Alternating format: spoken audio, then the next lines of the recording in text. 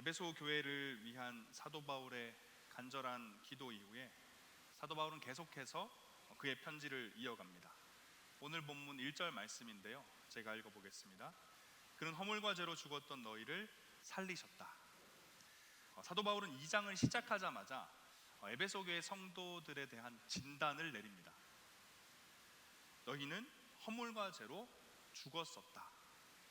계속해서 2절인데요, 그때의 너희는 그 가운데서 행하여 이 세상 풍조를 따르고 공중의 권세 잡은 자를 따랐으니 곧 지금 불순종의 아들들 가운데서 역사하는 영이라. 사도 바울은 죽어 있었던 에베소 교회 성도들의 그 상태를 조금 더 구체적으로 진단하며 설명합니다. 죽음 가운데 있었다. 세상의 풍조를 따르고 공중의 권세 잡은 자, 다시 말해 불순종하는 자들 가운데 역사하는 영을 따랐다. 사도 바울의 이 설명을 쉽게 말한다면 하나님과 어떤 관련도 없는 삶을 살았었다. 사단의 지배 아래서 세상의 수많은 죄인들과 함께 죄를 지으며 살고 있었다라는 것입니다. 이어서 3절입니다. 전에는 우리도 다 그 가운데서 우리의 육체의 욕심을 따라 지내며 육체와 마음에 원하는 것을 하여 다른 이들과 같이 본질상 진노의 자녀이었더니. 계속해서 사도 바울은 죽어 있었던 그 상태에 대한 설명을 하는데요, 육체의 욕심을 따라 지내고 육체와 마음에 원하는 것을 하였다. 그래서 본질상 진노의 자녀, 다시 말해 하나님의 분노의 심판의 대상이었다. 정리해 본다면 과거 에베소 교회 성도들은요, 욕심을 따라서 자신의 마음이 원하는 대로, 끌리는 대로 자유롭게 행복하게 사는 것처럼 생각했지만 실제로는 사단의 지배 아래서 하나님께 철저히 불순종하면서 그분의 무서운 분노 아래 살고 있었던 것입니다. 그리고 사도 바울은 그런 사람들이 사실상 자유, 행복과는 거리가 먼 죽어있던 상태였다라고 진단 내리고 있죠. 사랑하는 창공 모든 형제 자매 여러분, 우리는 오늘 본문 속 사도 바울의 에베소 교회를 향한 이 진단의 내용을 한번 진지하게 살펴봐야 합니다. 여러분은 사도 바울이 내린 이 진단에 동의하십니까? 정말 우리가 구원받기 이전에 자유롭게 살던 것이 아니라 사단의 지배 아래서 육체의 욕망을 따라 나의 원함과 욕심만을 따라서, 아니요, 더 정확하게 말한다면 육체와 욕망에 사로잡혀 나의 원함과 욕심의 노예가 되어 끝없이 죄의 열매만 맺으며 하나님의 분노 아래 있던 죽은 시체와도 같았다는 것에 여러분은 동의하십니까? 이 시대의 사단의 전략은요, 우리가 죽어 있다는 것, 우리가 사단의 지배를 받고 있다는 것, 우리가 육체의 욕망과 나의 원함과 욕심에 사로잡혀 노예처럼 살고 있다는 것, 그래서 그 어떤 자유도 없다는 것, 이 사실을 깨닫지 못하도록 만드는 게 이 시대 사단의 전략입니다.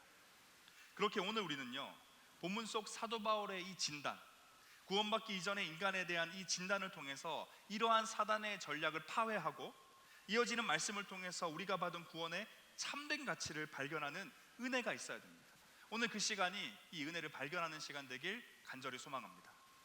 이 땅의 모든 인생들에 대한 이 적나라한 진단을 내린 후에 사도 바울은 놀라운 이야기를 이어가는데요, 4절 5절입니다. 긍휼이 풍성하신 하나님이 우리를 사랑하신 그 큰 사랑을 인하여 허물로 죽은 우리를 그리스도와 함께 살리셨고.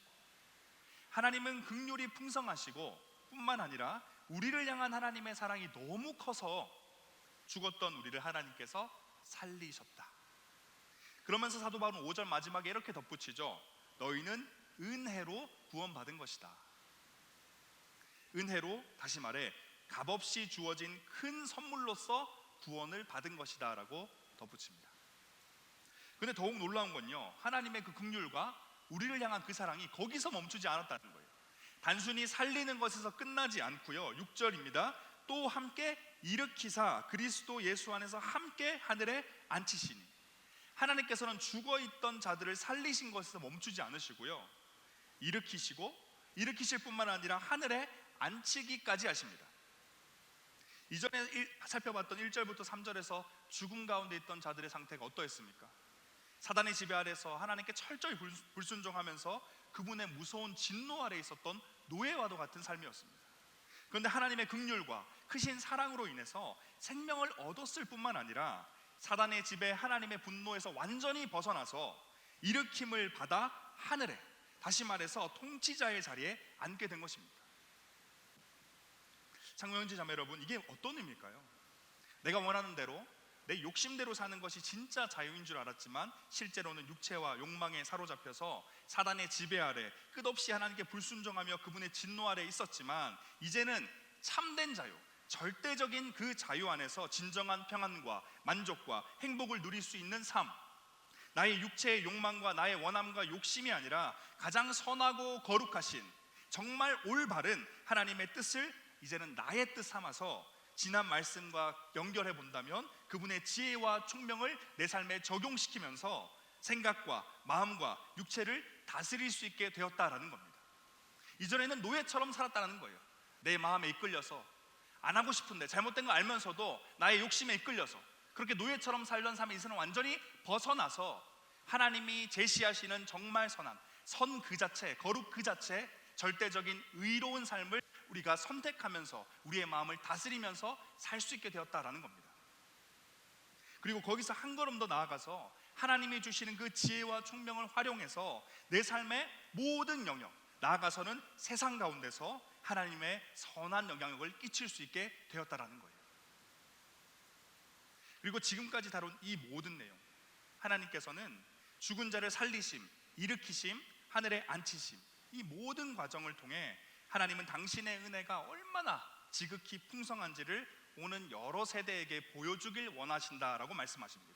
7절 말씀입니다. 이는 그리스도 예수 안에서 우리에게 자비하심으로써 그 은혜의 지극히 풍성함을 오는 여러 세대에게 나타내려 하십니다. 그렇기 때문에 구원받은 모든 성도들은요, 죽음 가운데 있다가 하나님의 긍휼과 크신 사랑으로 살리심, 일으키심, 하늘에 앉히심을 경험한 모든 성도들은 믿음의 선배로서의 사명이 있다는 겁니다. 그것은 다음 세대들에게, 우리 창공에게 적용해 본다면 장년부는 1초원에게, 1초원은 2초원에게, 2초원은 청소년부에게, 조금 더 나아가서는 세상을 향해서 자신이 받고 누리고 있는 하나님의 은혜의 그 지극한 풍성함을 보여줄 수 있어야 한다는 거예요. 올해 우리 창공의 표어와 같이, 우리 주보 첫 페이지에 있는 그 표어와 같이 자신이 경험하고 있는 그분의 지극히 크신 그 사랑을, 그 은혜를 증거하는 증인이 되어야 된다라는 겁니다. 이어지는 8절부터 10절 말씀에서 사도 바울은 우리가 받은 하나님의 지극한 풍성한 이 은혜에 대해서 다시 한 번 더 강조하죠. 8절입니다. 너희는 그 은혜에 의하여 믿음으로 말미암아 구원을 받았으니 이것은 너희에게서 난 것이 아니요 하나님의 선물이다.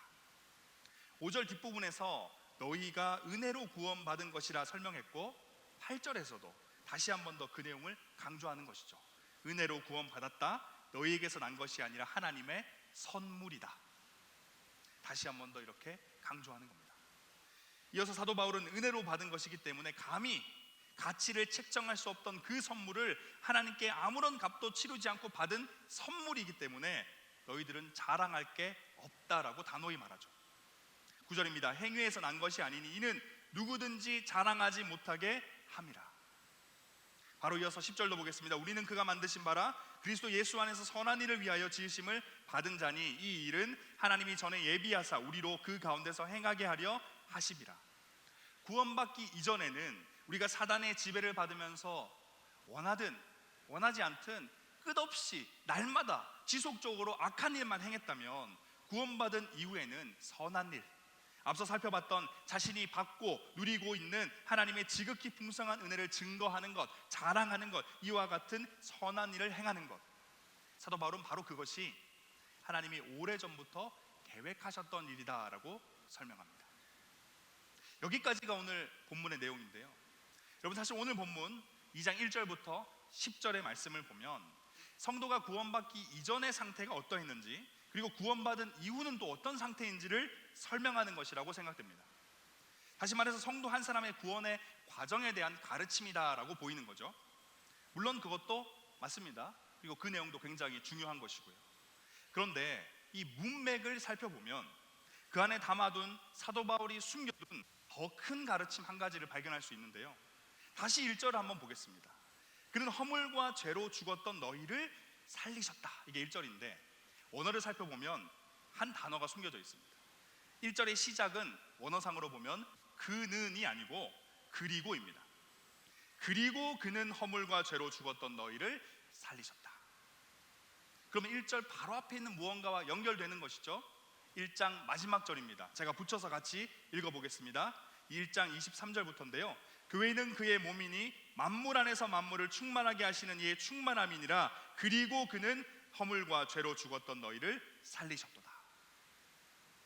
1절의 시작이 접속사 그리고라는 것은요, 지금 사도 바울이 1장에 담아둔 이 가르침이 2장과 이어진다라는 것을 의미하는 거죠. 오늘 본문에서 1장과의 연결점을 더 찾아보면 지난주 하나님의 능력에 관해서 사도 바울이 기도에 담아내면서 이렇게 고백했습니다. 1장 20절부터 22절인데요. 그의 능력이 그리스도 안에서 역사하사 죽은 자들 가운데서 다시 살리시고 하늘에서 자기의 오른편에 앉히사 모든 통치, 권세, 능력, 주권 이 세상뿐 아니라 오는 세상에 일컫는 모든 이름 위에 뛰어나게 하시고 또 만물을 그 발 아래 복종하게 하시고. 이 말씀을 보면 우리가 앞서 살펴봤던 오늘 본문 중 한 부분이 떠오르지 않으십니까? 2장 5, 6절이죠.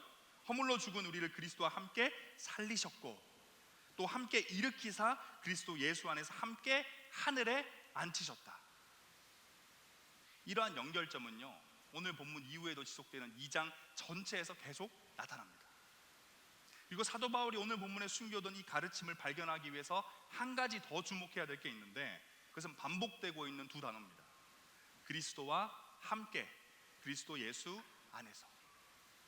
그리스도와 함께 살리셨다, 그리스도와 함께 일으키셨다, 그리스도 예수와 함께 하늘에 앉히셨다, 그리스도 예수 안에서 하늘에 앉히셨다, 그리스도 예수 안에서 우리에게 자비하셨다. 2장에서 반복되는 이 두 단어는요, 1장에서부터 반복적으로 등장하는 단어입니다. 1장 1절인데요 성경이 있으신 분들은 에베소서 1장을 한번 펼쳐보시면 좋겠습니다.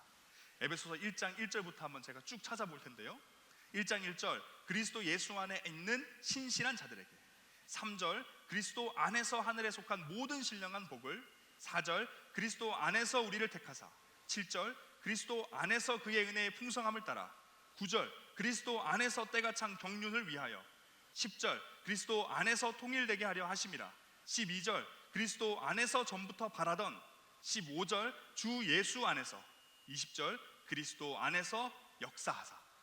정말 많죠. 여러분, 지금 살펴본 것과 같이 1장과 2장은요 내용적으로도 연결되어 있을 뿐만 아니라 그리스도와 함께, 그리스도 안에서라는 이 두 가지 중요한 키워드를 통해서도 긴밀하게 연결되어 있다는 것을 우리는 알 수 있습니다. 특히 이러한 연결성이 극적으로 드러나는 부분이 있는데 바로 2장 1절부터 3절입니다. 1절부터 3절을 확인해 보면요, 조금 전에 확인했듯이 1장, 2장 전체에서 계속해서 골고루 사용되고 있던 예수 그리스도가 발견되지 않아요. 1절부터 3절 거기만 딱 비어 있습니다. 사도 바울이요 1절의 시작을 그리고로 했다는 점과 1절부터 3절의 내용이 구원받기 이전의 우리 상태에 대한 진단이었다는 것을 고려해 본다면, 지금 사도 바울은 1절 바로 앞절인 1장 31절에서 만물 안에 만물을 충만하게 하시는 예수 그리스도와 사단의 전략에 넘어가서 가짜 자유 안에서 전혀 충만하지 않았던 우리를 극명하게 대조하고 있는 것이다 라는 걸 알 수 있습니다. 문맥적으로도 충만과 불충만을 대조하고 문자적으로도 예수 그리스도라는 단어를 아예 없애면서 그 대조를 극명하게 드러내 보이는 거죠. 그러면서 사도 바울은 자연스럽게 이어지는 말씀에서 다시 예수 그리스도를 드러냅니다.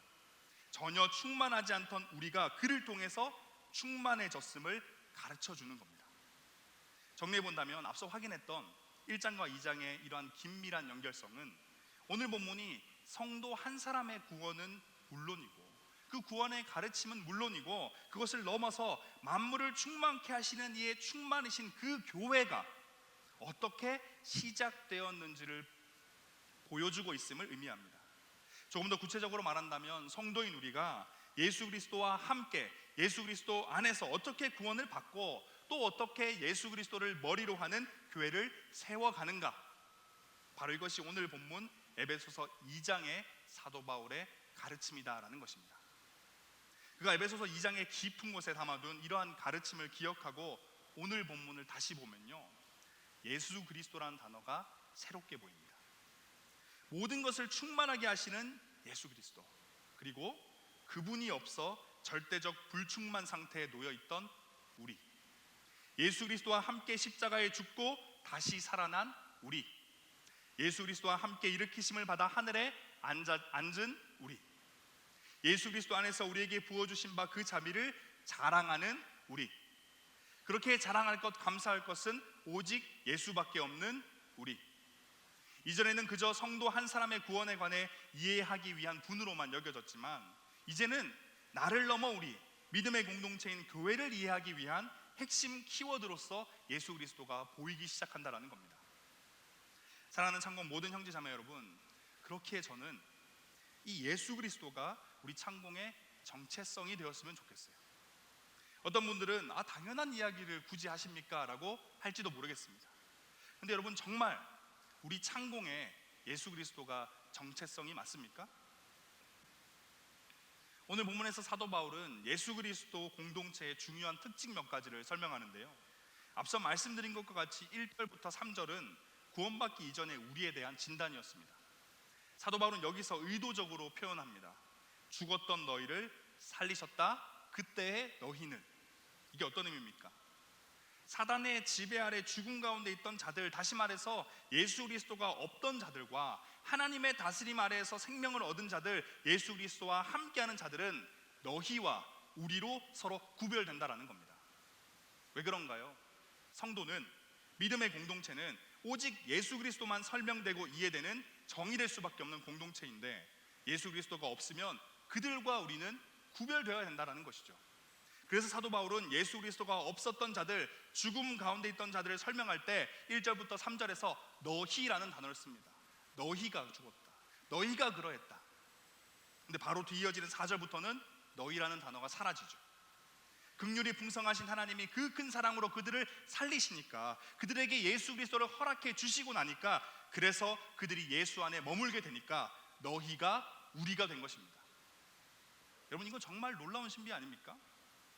지금 우리가 성도로 믿음의 공동체로 이 자리에 모인 것은 한 80명 정도 되는 이 사람들이 이 무리를 가리켜서 우리라고 칭할 수 있는 이유는요, 돈도, 외모도, 성격도, 취향도, 직업도, 학벌도 아닙니다. 오직 예수 그리스도 때문이다라는 거예요. 그럼 우리 스스로에게 다시 한 번 더 질문해 봐야 됩니다. 정말 우리 창공의 정체성은 예수 그리스도가 맞습니까? 처음부터 끝까지 오직 예수로만 설명되는, 예수 빼고 나면 남는 게 없는 그런 공동체, 세상의 그 무엇을, 나의 그 무엇을 자랑하는 게 아니라 오직 예수만을 자랑하는 공동체, 이러한 공동체가 우리 창공 공동체 맞습니까? 너희가 우리가 될 수 있었던 이유가 오직 예수 그리스도 뿐이었다는 사실을 잊지 않길 원합니다. 삶의 환경도, 배경도, 성격도, 외모도, 그 어느 것 하나 같지도 비슷하지도 않은 수많은 사람들이 한데 모여서 우리가 될 수 있었던 것은 모든 것의 모든 것 되시는, 충만케 하시는 예수 그리스도 때문이었습니다. 그렇게 우리가 예수님만을 붙잡는다면, 언제나 예수님만을 기억한다면, 이 예배 시간은 물론이고 목장 모임과 양육 시간, 신방 시간, 동아리 모임 시간, 그리고 사적인 모임의 시간까지 언제나 우리가 예수님을 그 중심에 모신다고 한다면, 예수님의 뜻을 구하고 예수님이라면 어떻게 하셨을까 고민하고 예수님이 기뻐하시는 것은 어떤 선택일까 묻는다면, 그렇게 그 모임이 이루어진다면 우리 창공은 예수님만으로 너희에서 우리가 될 줄로 믿습니다. 이제 설교를 마무리하면서 헌신송을 고백할 텐데요, 사랑하는 창공 모든 형제 자매 여러분, 사도 바울은 모든 것을 충만케 하시는 교회의 머리 되신 예수 그리스도와 절대적인 불충만 상태에 놓인 죽은 인생을 대조하며 이 장의 말씀을 시작했습니다. 그리고 하나님의 긍휼과 사랑으로 예수 그리스도를 통해서 우리 가운데 생명을 얻고 일으킴을 받아 하늘에 앉혀진, 다시 말해 충만해진 성도가 되었음을 가르치죠. 그러면서 한 가지를 요청합니다. 다음 세대에게 세상을 향해 너희들이 받은 그분의 은혜의 지극히 풍성함을 자랑하라. 다시 말해서 나의 어떠함, 나의 무엇이 아니라 오직 예수 그리스도를 자랑하라 요청합니다. 여러분, 이번 한 주 아직 다른 지체들을 바라보실 때 너희라는 마음이 여전하신 형제 자매님들이 계시다면, 너희가 우리가 될 수 있도록 구별을 멈추고 우리를 향해 나아갈 수 있도록 예수 그리스도를 더욱 붙잡아 보시길 부탁드립니다. 예수 그리스도도 붙잡는 게 아니라, 다른 것도 붙잡고 예수도 붙잡는 게 아니라 오직 예수만 붙잡아야 합니다. 아직 나의 무엇을 자랑하길 원하시고 다른 이의 무엇이 나의 불편함과 질투가 되고 있다면 예수 그리스도를 통해 이미 나에게 허락된 은혜의 지극히 풍성함을 헤아려 보길 부탁드립니다. 그래서 친구에게, 직장 동료와 가족에게 오직 예수만을 자랑하는 그런 한 주가 되시길 요청드립니다. 우리 창공은 오직 예수 그리스도로 인해 너희에서 우리가 되었고, 그렇기에 예수 그리스도만 자랑합니다. 예수가 아니고서는 그 무엇도 설명할 수 없는 공동체, 예수가 언제나 모든 모임의 중심이 되는 공동체가 바로 우리 창공입니다. 여러분, 오늘 설교의 질문을 이제 답할 수 있을 것 같습니다. 어떤 이들이 무엇으로 모였습니까? 예수가 없어 죽었던 자들이 오직 예수로 모였습니다. 이것이 우리 창공인 겁니다. 이제 우리 다 함께 일어나셔서 헌신성 고백하시고 기도의 자리로 나아가겠습니다.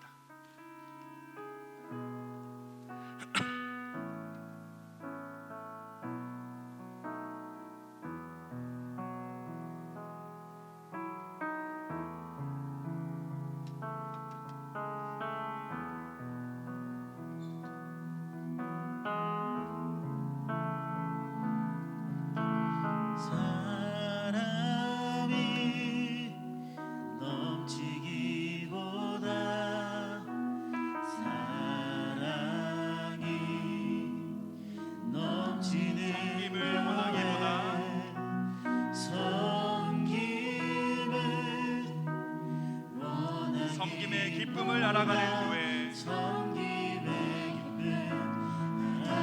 다시 한 번 더 고백할까요? 사람이 넘치기보다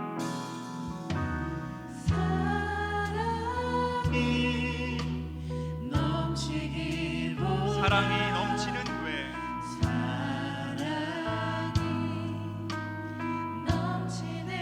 섬김을 원하기보다